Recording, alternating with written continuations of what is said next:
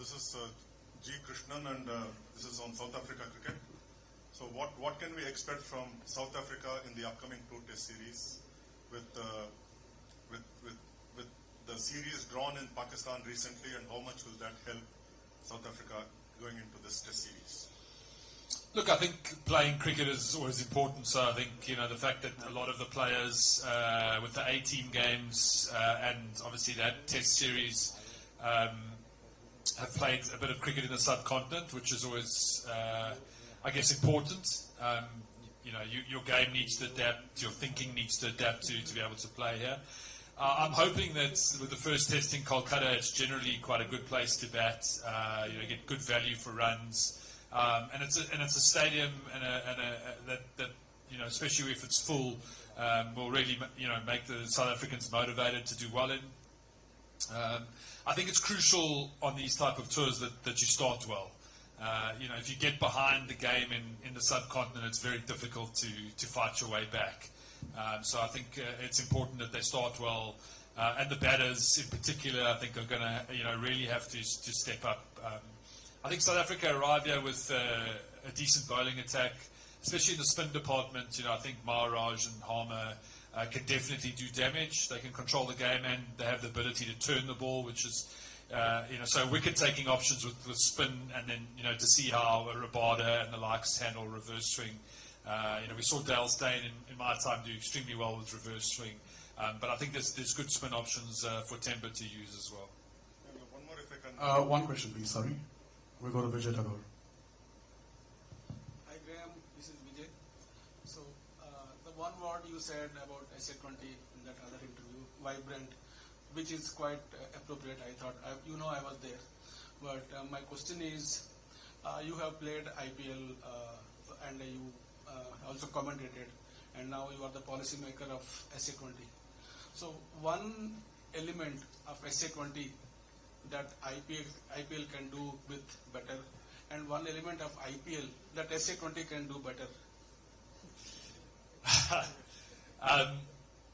Look, it's very difficult to say what IPL can do better when you've built a league and a platform when you are one of the biggest sporting leagues in the world. It's definitely something that other leagues look up to and want to emulate. I think for us, one thing that we would like to build is, in South Africa, is the heroes. I think in India, you've got, so many incredible heroes that have built the game, and that's obviously through the fans' support for those heroes. And something we're working on hard in South Africa is to, bring the new generation after the Fafs and, Miller's still playing and so on, that, the next tier of guys start to really resonate with fans in South Africa and in India and around the world.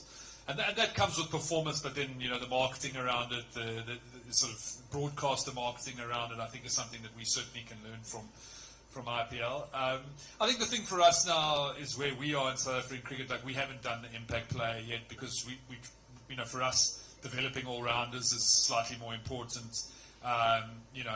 So we're still a young league, only 3 years old, and in time we'll start looking to see how we can grow like IPL is. Yeah, actually, I was wanting to say, impact player maybe you can take, and IPL maybe can take wild card. The wild card, yeah. True. The wild card has been great for us. I think that the thing about IPL's got a clean window. I think what we're starting to see in IPL now is your trades. Your trades are starting to look like the very interesting part of where IPL has developed to. I think those are going to be the big stories going into the next season of IPL. For us, impact player, for us, generally makes the game 12 on 12. Yes, it does introduce another local player into the playing lineup, but where South African cricket is in a very much a developmental phase still, we try and, Indian cricket with the amount of talent that you've generated over the last 10 years, look at your national team, you could probably put out 2 or 3 different, national teams. Where I feel South African cricket is, it still needs that competition, it still needs to develop players, it still needs to develop all-rounders so that we can see our national team start competing consistently again at that level. Question from Aditya. Hi, Aditya from the Hindustan Times. 3 seasons done, 4th to start pretty soon. SA20 has obviously kind of evolved in short 3 years span. What have been the biggest learnings, and based on that, are there any plans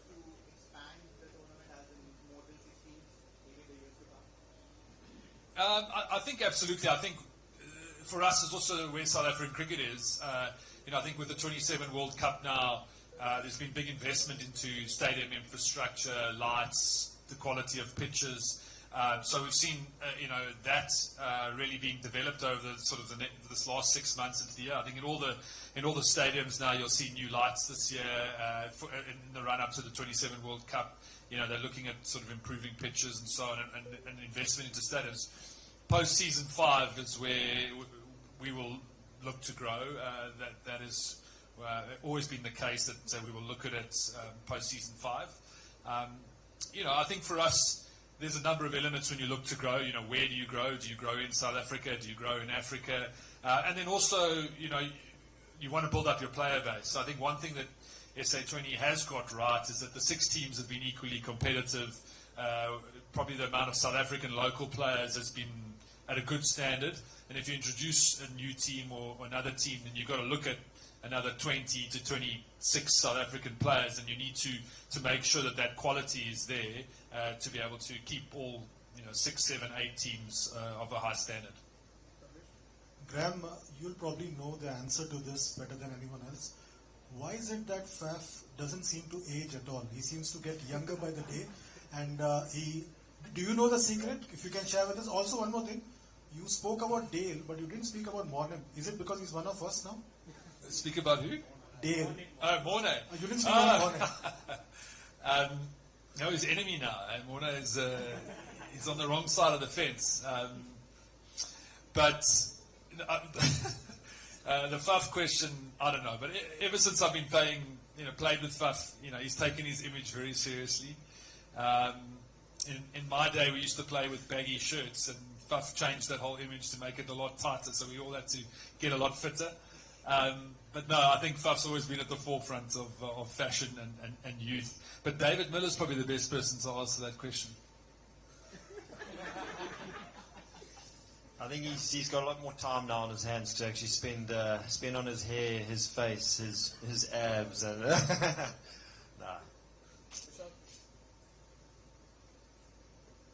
Hi Graeme, this is Anjali from Punjab Kesari. So my question to you is, last season Paarl Royals brought in Dinesh Karthik, a seasoned Indian player, and which was a rare move because usually Indian players don't feature in foreign leagues. So how did that signing come about, and do you see SA20 opening more doors for Indians? Look, I think firstly, let me say we would love to have more Indian players. I think whenever India play in South Africa, you can see the love for the Indian team. The talent is incredible.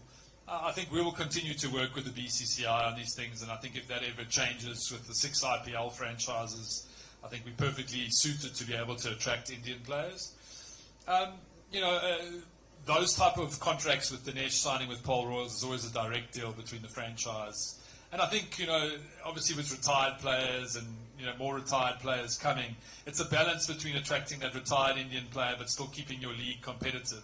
And our franchises really want to win, as you've experienced in IPL and in SA20. So they're always looking for the best players who can perform consistently. A couple of questions from me. Firstly, South Africa have been doing pretty well in women's cricket. Last 3 World Cups they've reached the finals. This time India beat them at the final. So when do we see a women's SA20? And secondly, 26th December is traditionally the Boxing Day, when the Boxing Day test match happens, when the SA20 is beginning. So it's slightly sort of unfortunate that, despite being the WTC champions, South Africa don't play a test on that day in the home calendar. Yeah, it's actually always been the case, though, in the cycle that Cricket South Africa never had international cricket in this window. The South African team is here until 20 December, and then SA20 is now taking place there, and then there's the World Cup here in India in February. So it was a very small window, and I don't think South African cricket ever had a tour lined up, never mind being WTC champions. I think this goes back years in terms of the FTP cycle. In terms of the women's cricket, we've spent a lot of time and effort investing in grassroots with under-19 camps and schools programs. I think Cricket South Africa is working on a domestic program now. I think the challenge that South African cricket has is that our national women's team is very good, but the tier below needs to be developed. So we'll look at it probably from next season. Obviously, with women's IPL and national team schedules getting busier and busier, it's we'll probably look to start exhibition matches like IPL did. Hi, Graeme. Devarsit from PTI. In IPL, we have a mix of both experienced and young players in the sense that there is MS Dhoni and then there is a very young player in Vaibhav Suryavanshi. Similarly, if you look at SA20, we have obviously very experienced, and then there is Dre Pretoria. So, I mean, just wanted to take your thoughts on how these leagues are kind of balancing out the experienced as well as bringing on the young talent. And we have obviously had some word in the sense that how South Africa has, as a country, as a cricketing nation, picked up over the last few years from the place it was a few years back. How much has this league been able to tap onto that young talent, which is not exactly ready to play, but getting into the system, getting into cricket, learning the ways of cricket, and getting into the game altogether? I think it's very important. I think in the regulations, we've had this year we had the under-23s, we had the rookie contracts to start in the first 2 years. So the franchises have been very good at scouting and looking at attracting a younger player. Obviously, then those younger players being exposed to the quality of player on my right is crucial.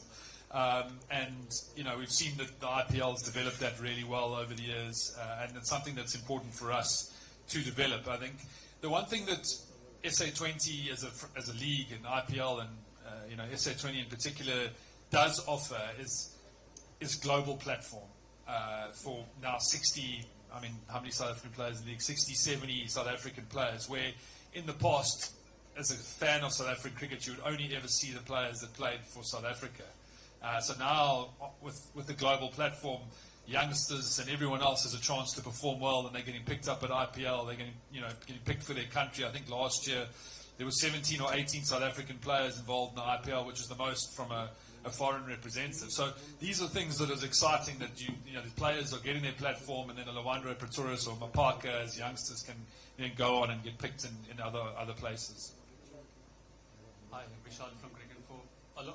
All of you have played a lot of cricket in India, so what kind of advice would you have for the young South Africa batters who are going to play the Test series? Especially because before you walked in, Graeme was saying that once you're behind the game a little bit in subcontinent conditions, it becomes very difficult to come back. It could play on your mind if wickets are falling quickly. I would ask Graeme that question because he scored a bit more runs than I did coming here to India. Look, it's a tough place to come and play cricket. I think Graeme touched on it earlier. I feel generally your best chance having success here is when you start the series well, and you, especially as a batting unit, get a bit of confidence that you've got runs under the belt, and you almost put the conditions a little bit out of your head, and then the rest of the series definitely would feel easier versus starting and you're under pressure and it's low score and you lose the first test, ball spinning a bit more. Then it's that expectation that this is going to be a hard tour for the team. So, the guys have played really well in the subcontinent the last 12 or 14 months. When they've gone to Pakistan, they've played well. So I'm expecting the wickets to be very much suited for spinning conditions. But it seems like the guys have really worked hard on it. But it will very much, I think that first test will be a big stepping stone for us, whether we're going to do well or we're going to struggle. It's unfortunate that it's only 2 test matches. That's the downside of the new schedule these days. You almost feel like just when you start getting into a series, the series is over. I'm a fan of minimum 3 test matches, but that's something that's happening a lot more these days. Hi, Shine from Sportster. My question is to Faf and Graeme. Like you said earlier that it's been a long time. I mean, South Africa has struggled to win a Test series here. When how much of an advantage is the fact that now you're a WTC champion, and that automatically helps pump that motivation and around Temba Bavuma with the leadership, the one who loves keep things simple and all that. So what do you think how much of an advantage will that be that now they come with a tag of a WTC winner? It's confidence. Look, sport is everything to do is in your head basically. It's how confident you walk onto the field. How are you confident you feel like you can overcome any situation that you are confronted with. So South Africa would arrive in India with confidence. They'll arrive as a team that they feel they've played well, they're the number 1 test team in the world, so that means a lot. But confidence also quickly goes when you play one test match and you lose that confidence. Sports strange like that. One moment you feel like you're in such great form, and then a week later you feel like you're out of form. So it's great that we're coming here with it, but I would say that more importantly, how well we deal with that first test match will be it will be very important for the series. Hi, I'm Akshay from India Today. I have 2 questions. Mark, good evening. I just wanted to ask you about how much has wicket-keeping evolved over the years?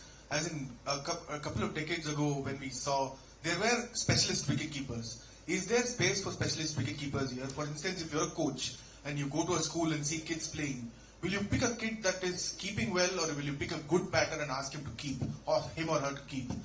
Because we are seeing the likes of K.S. Bharat and Ben Foakes losing out to better batters when it comes to wicket-keeping. So how is that balance? Has that balance changed, according to you? I think in Test cricket, it still needs to be very much equal balance. Because, I mean, in Test cricket, you only get a certain couple of opportunities, and if you end up dropping or misstumping, the top opposition batter, and he gets 150, that can cost you and your team. So I think the more you go to longer formats, the more it's going to be more equal balance. I think the days of having a specialist keeper who can maybe bat at 8 or 9 are gone.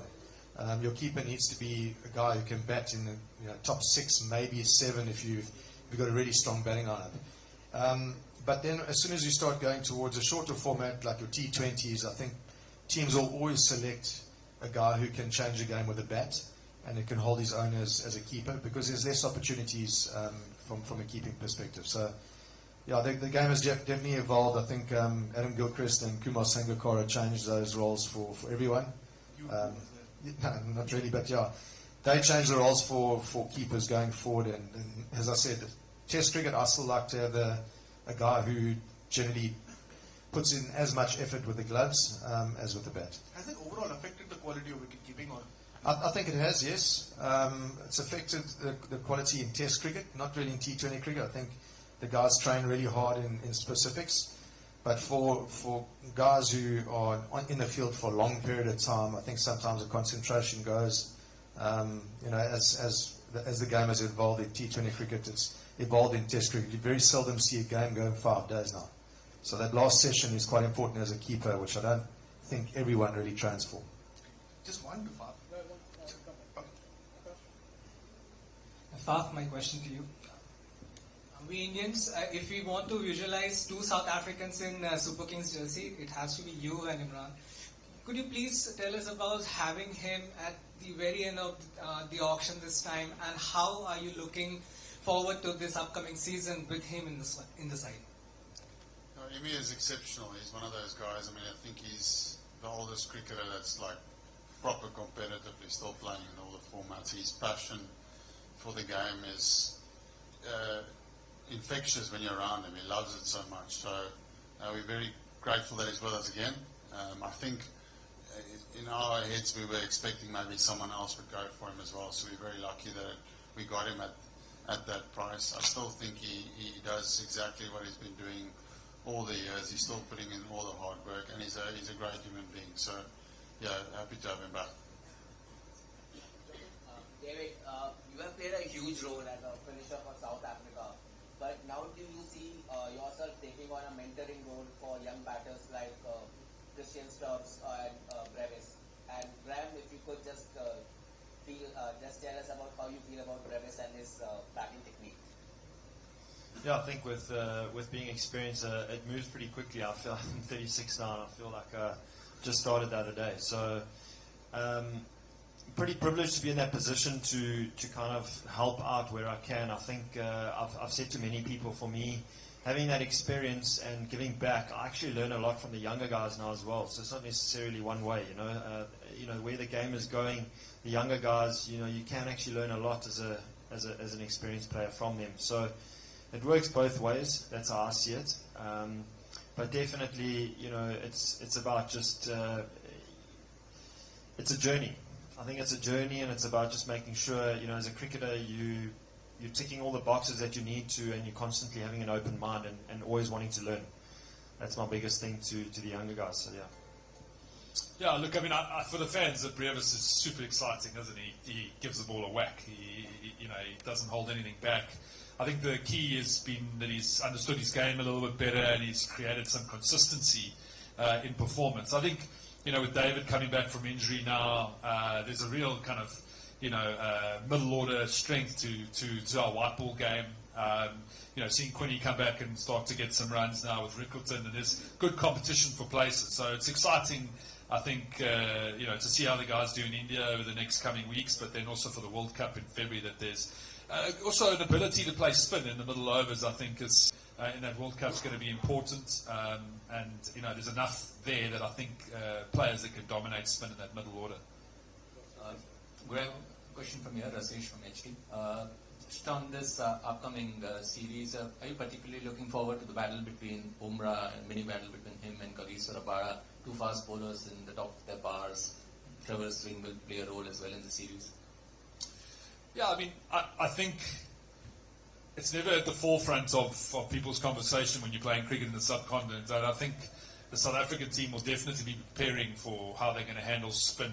But getting off to a solid start in your top three, having a top three that can lay a platform for you, there's nothing worse than if you go 2 or 3 down and then the spinners come on and you're against the game already. So countering Bumrah up front is going to be a big thing, and Rabada as well for India. They world-class bowlers with world-class test records. And this is a big challenge for KG. I think coming to the subcontinent, he's definitely the leader of the attack, and how he can set the tone, with that new ball is going to be important for Temba and the team.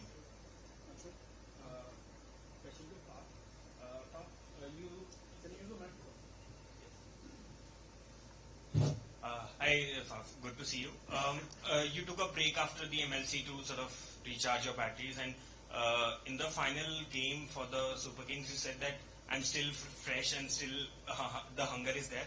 So the question is on the fitness part and how you're treading along to the SA20. And the second one would be in the final game in the IPL after the Delhi Capitals won their final game. The coach mentioned that they didn't have the starts they were looking for, and you were the first one to come forward and said that I apologize to the teammate. Where does that security come from for you as a player?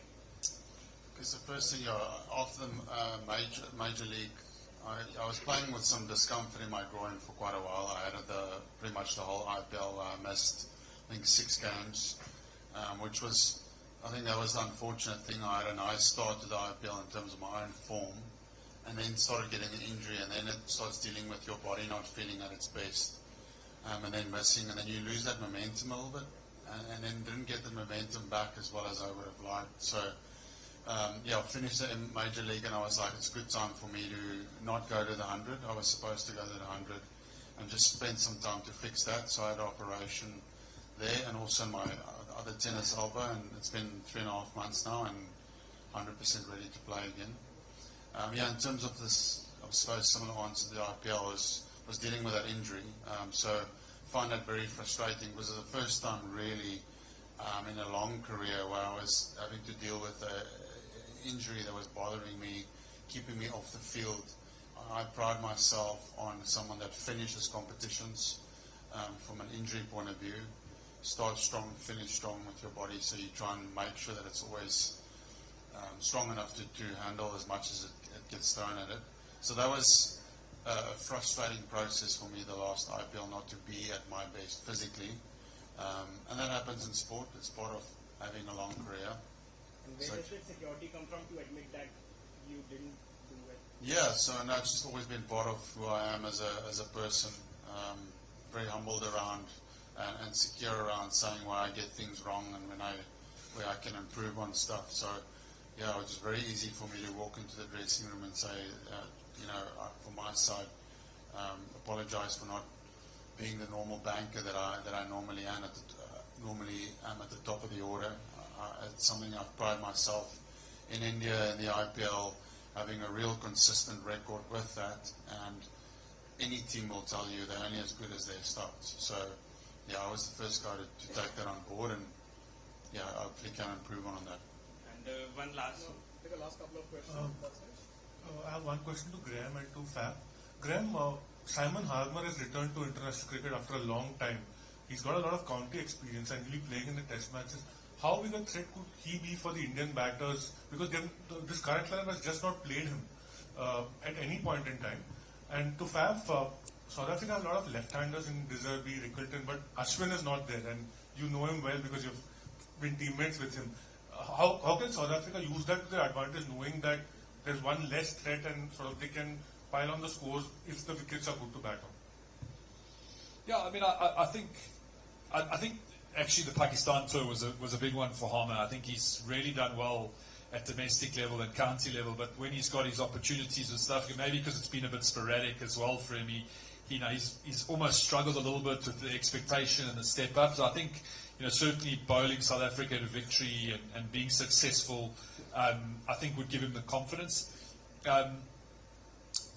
It's not often South African spinners have come to India and done well, but I think that Maharaj and Harmer have the ability to spin the ball and control the game, so I think that's exciting. It'll be interesting to see how Temba uses them, but I think it's good to have combinations for both left-hander and right-hander. And again, these things, they got to start well.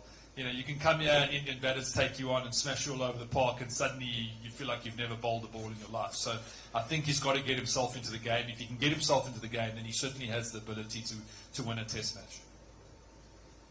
Yeah, Ashwin is an incredible bowler, and everyone that's played him in India would say to you he's a real handful, whether it's left-handers, right-handers, new ball, old ball, extremely good spinner in these conditions.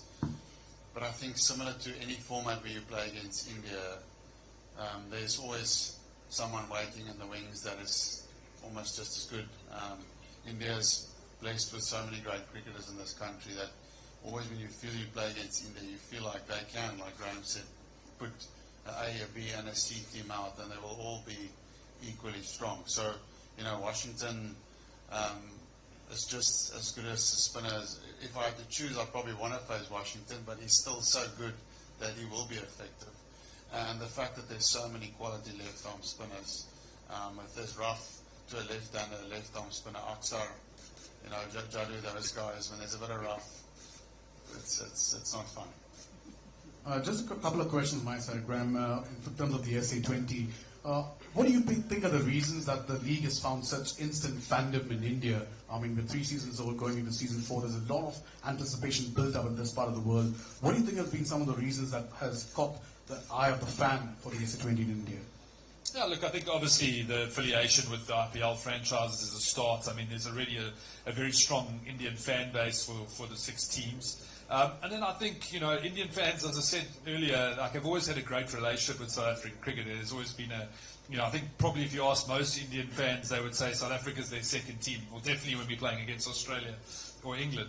But, and then obviously, being backed by Geo, being pushed in the product, being able to access, so many more eyeballs does help.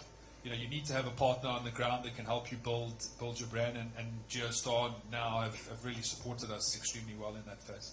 And then, David, in terms of from a player's perspective, if you look at the SA20 and you compare it to the leagues you played outside, what is so special about the SA20 that really appeals to the Indian and South African fan?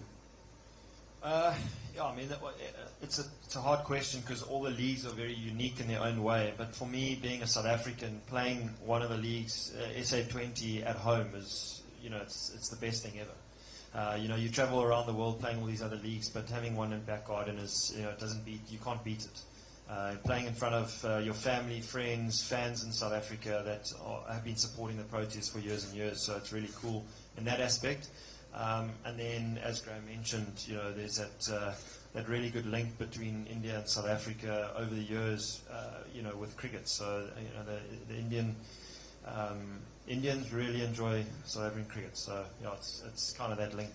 Yeah, and then, Mark, if you could throw light on the talent in South Africa, the talent that's come up with the SA20, how that has really solidified the cricket in that part of the country, and we've become, these heroes have become homegrown heroes right here in India as well. Yeah, I think if you look at South African cricket a few years back, I think Graeme alluded to it as well, is that we had the cricketers in the country, but the cricketers that were really playing for sort of South African teams and you didn't know about any other talent behind them. And I think the SA20 has really exposed that next level and the level below that as well. The Indian franchises came into our country. They put scouts out there, so there was a lot of work that went on behind closed doors to expose these players.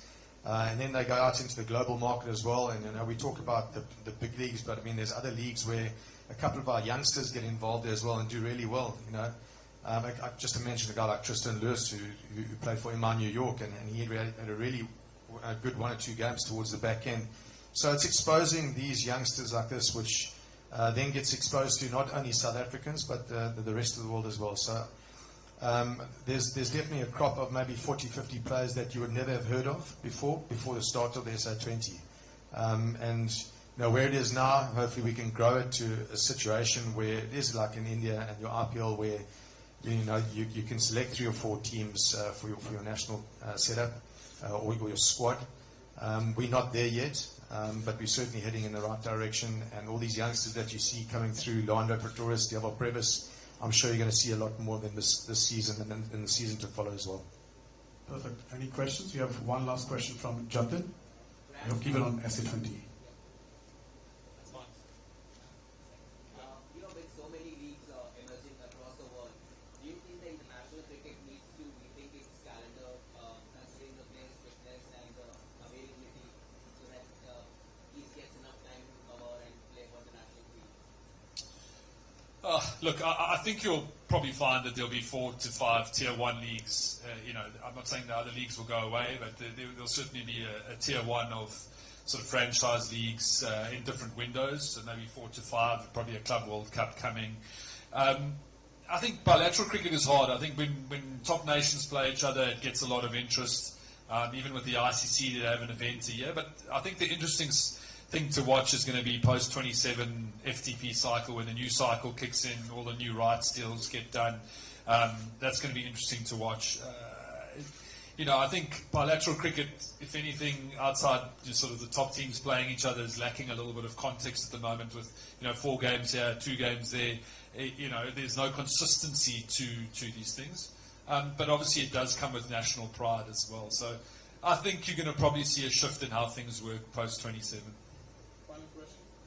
David, you played a lot of cricket with Rishabh Pant as well, and we saw a shift in momentum last year during the final when he took an injury break.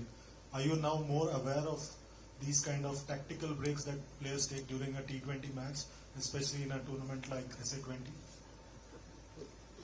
No, I'm actually not. No, but I think with the whole, Rishabh struggled last year at RPL, but finishing strong is always nice for him. But as a player, you're always going to go through certain injuries, and it's part of the game, and it's just about managing your space around that. Cool. The one last. Great. One final question. One final question. So we've seen three seasons of SA20. It has grown, and all of the teams are based out of IPL franchises.